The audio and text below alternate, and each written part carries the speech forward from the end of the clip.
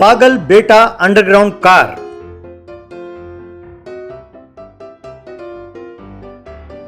सामने नाम के गांव में विनोद और ललिता नाम के एक धनवान दंपति रहती थी। उनका बेटा था धवन। विनोद ने धवन को बड़े लाड प्यार से पाला था। एक दिन धवन अपने माँ बाप के पास आया। पिताजी, आजकल मुझे बहुत गुस्सा आता है। दिल करता है मैं सबको बहुत खूब मारूं। इतना ही नहीं, जी करता है कि सारे सामान को तोड़ डालूं। ले, मेरे लाडले बेटे को इतना गुस्सा क्यों आता है? तुम्हारा प्रॉब्लम क्या है बेटा? पापा को बताओ, मैं सॉल्व कर दूंगा। ये देखो, यही प्रॉब्लम है। अरे तुम इतना लाड प्यार से उसे बिगाड़ रहे हो, वो घर के सारे वस्तुओं को तोड़ रहा है। देखो जी, एक उम्र के बाद बच्चों को कंट्रोल में रखना चाहिए, वरना बड़े होकर हमारी बात बिल्कुल नहीं सुनेंगे। देखा पिताजी, मम्मी हमेशा ऐसे ही बोलती है। इतना ही नहीं, हर बात पर टोकती है। मम्मी तो घर के नौकरों को भी कहती है कि वो मेरी बात ना माने। मुझे बहुत रोना आता है पिताजी। ये सुनकर विनोद ने घर के सारे नौकरों को बुलाया। फिर उन नौकरों से विनोद, तुम सब सुनो, जैसे तुम लोग मेरी बात मानते हो, मेरे बेटे की बात माननी होगी, वरना तुम लोगों को नौकरी से निकाल दूंगा। ठीक है मालिक, जैसी आपकी मर्जी। बाद में विनोद नौकरों से, तुम लोगों से मैं एक बात कहना भूल ही गया। सुना है कि आजकल गांव में साधु नाम का एक गाड़ियों का चोर आया हुआ है। वो कोई मामूली चोर नहीं है। सुना है कि वो कोई भी गाड़ी देख ले, उसे यूं पल भर में गायब कर देता है। इसीलिए अब से तुम लोगों को चौकन्ना रहना होगा। रात को हमारे कार के पास 2 लोग पहरा देते रहो। वैसे भी हमारी वो स्पोर्ट्स कार बहुत महंगी है, ठीक है? कहकर वहाँ से चला गया। अब एक जगह अंडरग्राउंड में बहुत सारे गाड़ियों के साथ खड़ा साधु अपने अनुचरों से, क्यों भाई गनी, लोग हमारे बारे में क्या सोचते हैं? अरे क्या सोचेंगे दादा, अब तो लोग अपने कारों को अपने बेडरूम में रखने लगे हैं। इतना ही नहीं, हम लोगों ने पुलिस की गाड़ी चुरा ली ना, तो अब लोग पुलिस को कंप्लेंट करने के लिए भी डरते हैं। अरे इतना ही नहीं, लोग इंतजार कर रहे हैं कि हम कब ये कार बेचेंगे और तब वो हमें पकड़ेंगे। लेकिन वो नहीं जानते कि हम इसे बेचने नहीं वाले। ये सब गाड़ियां यहीं अंडरग्राउंड में ही रहेंगी। वो गधे ये नहीं जानते कि ये सब हम तो सिर्फ किक के लिए करते हैं। वो सब तो ठीक है, हमारे पास बाइक से लेकर सारे किस्म की गाड़ियां हैं, लेकिन एक स्पोर्ट्स कार ही मिसिंग है। मैंने कहा था ना कि पता करो वो स्पोर्ट्स कार कहाँ है। तुमने पता लगाया? पता लगाया दादा। इस गांव में विनोद नाम का एक धनवान है। उसने हाल ही में अपने बेटे के लिए एक बहुत महंगा स्पोर्ट्स कार खरीदा है। मैं जाकर देख कर आया हूँ, बहुत जबरदस्त है दादा। अगर तुम हाँ कहो तो कल ही उसका मुहूर्त निकलवाते हैं। साधु ने हाँ कहा। अगले दिन धवन अपने नौकरों से, सुनो, तुम लोगों को कार के चारों ओर गड्ढा खोदना होगा, समझे? क्यों बेटा, तुम कार को उसमें दफनाओगे क्या? हाँ, सुना है कि वो चोर बहुत खतरनाक है। पिताजी ने कहा, तुम लोगों ने सुना नहीं? उससे हमारी गाड़ी नहीं मिलनी चाहिए। सुना है उसकी नजर पड़ते ही कार गायब हो जाती है, इसलिए इसे गड्ढे में रखना होगा। जल्दी जल्दी गड्ढा खोदो, नहीं तो मैं तुम्हें नौकरी से निकलवा दूंगा। तब वे सब नौकर लाचार होकर कार के चारों तरफ गड्ढा खोदा और कार को उसके अंदर दफना दिया। ये देखकर धवन ताली बजाने लगा।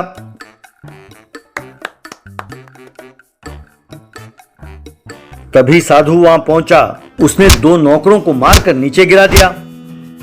अब उसके सामने खड़े धवन से साधु, क्यों रे, जानते हो मैं कौन हूँ? मैं हूँ कारों का चोर साधु। चुपचाप बताओ तुमने गाड़ी कहाँ छुपा रखी है, वरना मैं छोड़ूंगा नहीं। अरे मैं क्या बताऊं कमीने, अरे तुम्हारे सामने जो बड़ा सा गड्ढा है उसी में है कार। अरे तुम्हें चाहिए तो उसे बाहर निकालो। अरे तू है कौन? तू तो मुझसे भी बड़ा पागल निकला। अब कार को गड्ढे में रखा है, उसे चलाएंगे कैसे? उसे बाहर कैसे निकालोगे? मुझे अब कार की तो जरूरत नहीं है। अब तुम्हें चाहिए तो तुम निकालो, अगर तुम्हें नहीं चाहिए तो बोलो। तुम्हारे पीछे कुछ लोग खड़े हैं ना, वो निकालेंगे। तब उसके पीछे खड़े पुलिस वालों ने उसे घेर लिया। फिर साधु से एसआई, क्यों रे कमीने, हमसे बचकर जाना चाहता था? कल यहाँ घनी को चक्कर लगाते हुए धवन ने देख लिया था और उसने हमें खबर की। इतना ही नहीं, हमारे यहाँ पहुँचने से पहले उसने इस कार को गड्ढे में रख के तुम्हें कंफ्यूज कर दिया। इस तरह उसने तुम्हें पकड़वा दिया। गुड जॉब बेटे धवन, कहकर साधु को गिरफ्तार किया और उसे थाने ले गए।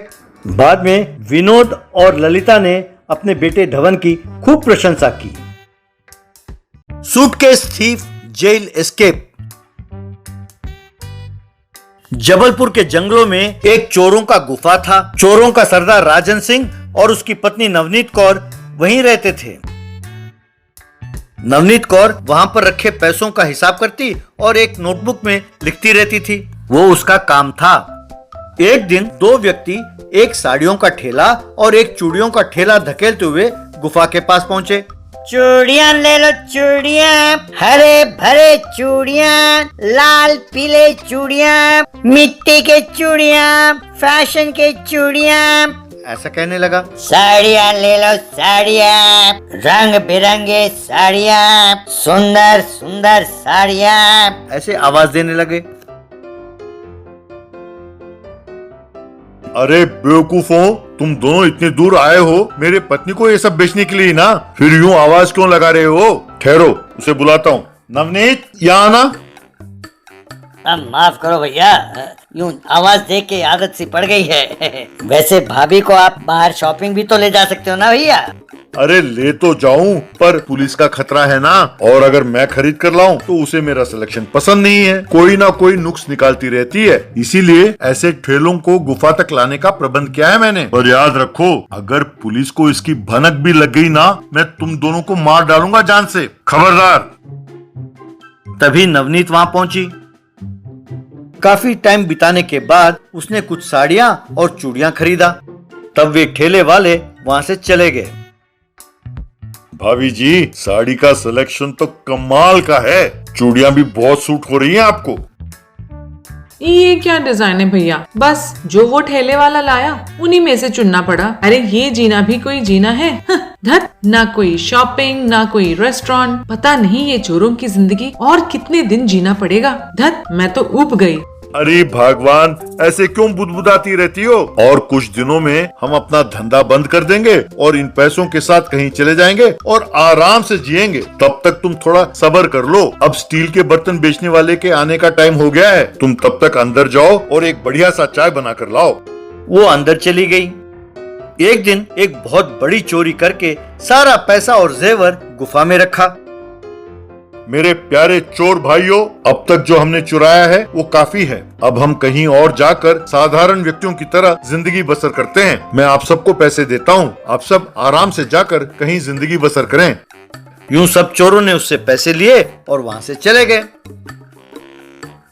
तब राजू सिंह अपनी पत्नी से, अरे सबको जाते हुए देखकर बहुत दुख हो रहा है। ये हम चोरों का प्यार है। उनके साथ गुफा से जेल तक और जेल से गुफा तक का जो सफर है वो मैं कभी नहीं भूलूंगा। अरे ये आपका सेंटिमेंट ऑइंटमेंट ये सब डायलॉग बाजी बंद करो और आगे क्या करना है ये सोचो। अब हम कहाँ जाएंगे और कैसे जाएंगे? वैसे आपका क्या प्लान है? अरे वही तो बताने वाला हूँ मेरी जान। ये देखो, ये जो 2 सूटकेस है ना, एक के अंदर मैं सारे पैसे रखूंगा और दूसरे सूटकेस में मैं छिप जाऊंगा। इन 2 सूटकेसों को तुम स्कूटर पर रखकर टोंक को पार करो। उस चेक पोस्ट के पास बहुत होशियार रहना। चेक पोस्ट पार करने के बाद हम एक कार लेकर गोवा में जाकर आराम से रहेंगे। इस तरह उन्होंने पैसे और गहने एक सूटकेस में रखा। राजू सिंह दूसरे सूटकेस में लेट गया। उन दोनों सूटकेस को लेकर नवनीत स्कूटर में जाने लगी। रास्ते में पुलिस का चेक पोस्ट आया। वहाँ पर साड़ी बेचने वाला भी अपने ठेले के साथ खड़ा था। एक लेडी कांस्टेबल साड़ी देख रही थी। अरे रुको रुको मैडम रुको, कहाँ जा रहे हो? साहब ये तो मेरे कपड़े हैं, 6 महीने के लिए अपने मायके जा रही हूँ। सूटकेस के अंदर बैठा राजू सिंह टेंशन में सुन रहा था। हाँ ठीक है जाओ। लेकिन उसने स्कूटर को रोका और साड़ी के ठेले के पास आई। क्यों भैया साड़ी वाले, उस लेडी कांस्टेबल को तो आप बढ़िया बढ़िया साड़ी दिखा रहे थे, पर तुम मुझे हमेशा पुराने साड़ियों के मॉडल ही दिखाते थे। क्यों, हम पैसे नहीं देते हैं क्या? सूटकेस के अंदर बैठा राजू सिंह सिर पीटने लगा। ऐसी कोई बात नहीं है भाभी जी, मैं ऐसा क्यों करूँगा? कई बार आपके पास पहुँचते पहुँचते मॉडल्स खत्म हो जाते हैं भाभी जी, और कोई बात नहीं है। और परसों तुमने एक साड़ी दिखाया और कहा कि चांदनी फिल्म में श्रीदेवी ने इस साड़ी को पहना था, लेकिन वो साड़ी श्रीदेवी ने नहीं, साजन फिल्म में माधुरी दीक्षित ने पहना था। तुम मुझे ही उल्लू बनाना चाहते हो? मैडम आप इसकी बातों का यकीन न करो, ये झूठ बोलकर साड़ी बेचता है। भाभी जी, गलती से फिल्म का नाम गलत बोल दिया होगा, मुझे माफ कर दो। बस इतनी सी बात के लिए आपने मुझे धोखेबाज कह दिया। अगली बार आप जो साड़ी मांगते हैं वही ला कर दूंगा, ठीक है भाभी जी? सूटकेस के अंदर बैठा राजू सिंह अभी इसको साड़ी का सौदा करना था। अरे भगवान, जल्दी से यहाँ से चलो। कहकर अंदर कोस रहा था। इतने में तेज हवा चली और स्कूटर से सूटकेस गिर गए। एक सूटकेस के अंदर से सोना और पैसे बाहर निकले। ये देखकर सब हैरान हो गए। ये क्या मैडम, आप तो कह रहे थे कि कपड़े ले जा रहे हो, पर इसके अंदर से तो पैसे और सोना बाहर निकल रहा है। कांस्टेबल्स, ये दूसरे सूटकेस को भी लेकर स्टेशन चलो, देखते हैं कि उसके अंदर और कितना सोना और पैसे हैं। यहाँ खोलना सेफ नहीं है, वहीं खोलकर देखते हैं। यूं स्टेशन में जाकर जब दूसरा सूटकेस खोला तो उसके अंदर से राजू सिंह बाहर निकला। पुलिस ने उसे पहचान लिया और सबने मिलकर उसे खूब मारा। इस तरह राजू सिंह और उसकी पत्नी जेल की हवा खाने लगे।